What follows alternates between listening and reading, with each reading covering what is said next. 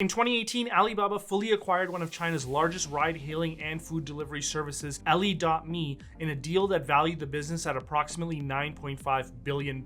This was supposed to be a crown jewel and a superhero of sorts in the Alibaba portfolio. And that's because the industry is in its infancy and is expected to grow massively. So why is it then that investors are worried about the direction that this business is going? And could this be an investment that dies over time despite the company's best efforts? That's what we're going to dig into in this video, which covers the local consumer services segment of Alibaba's Investor Day. Now smash that like button, subscribe if you're new. You're watching More Money. Let's get it.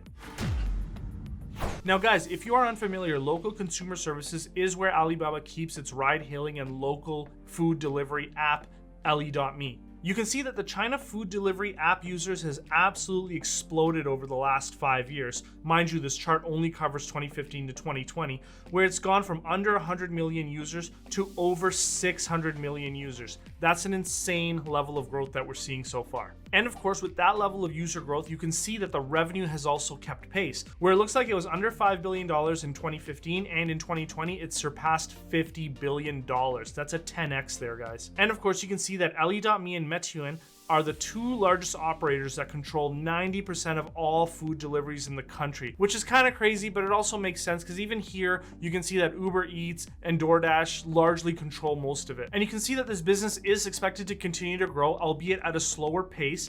As you can see that by 2025, the projected China food delivery app revenue is expected to top $100 billion, which is a double from where it ended in 2020. So that roughly equates to a market growth rate of approximately 15% a year. And Alibaba really believes that the market is still in its early stage of development, as you can see from this slide, where they're saying that they're not even into the mid-game of this market development. They really believe that halfway point is that daily active users of approximately 300 million people, but they don't really think that the market will mature until it passes a point that's significantly higher than that. And from this chart, Alibaba has you believe that they and Meituan are comparable in daily active user scale, which might actually be true. However, there's one thing that they are not showing you. And that's what you can see in this chart, which is the China food delivery app market share.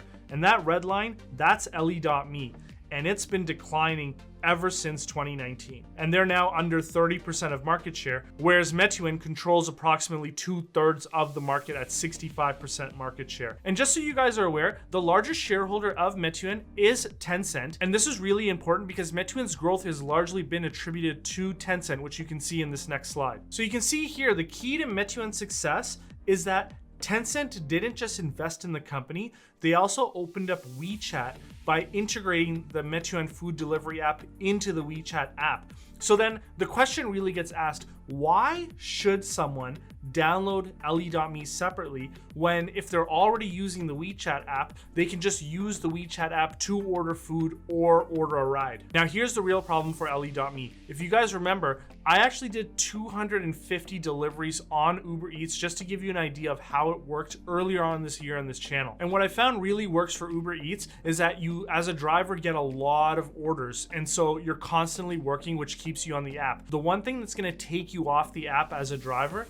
is if you're sitting around and not getting orders. And so Ali.me can actually enter into a non-virtuous cycle as it loses market share, because first, the customer will leave Ali.me as Meituan offers more options or it offers more convenience, which is clearly what's happening and why they're taking market share. Second, the restaurants will leave Ali.me due to the decreasing number of customers, which in return leads to a lower number of options on Ali.me, and thus more customers will end up leaving. And finally, delivery personnel will also leave Ali.me as they don't have any business anymore, which means longer wait times for deliveries, leading to even more customers leaving the platform. And as a driver, it's much easier if you just have one app open as opposed to some of the drivers that I saw that were having two apps open at the same time. So the question is, how can Alibaba turn this around? And to be honest, they don't really have good options. I have two that I can think of. The first option is they can subsidize the restaurants and the users heavily.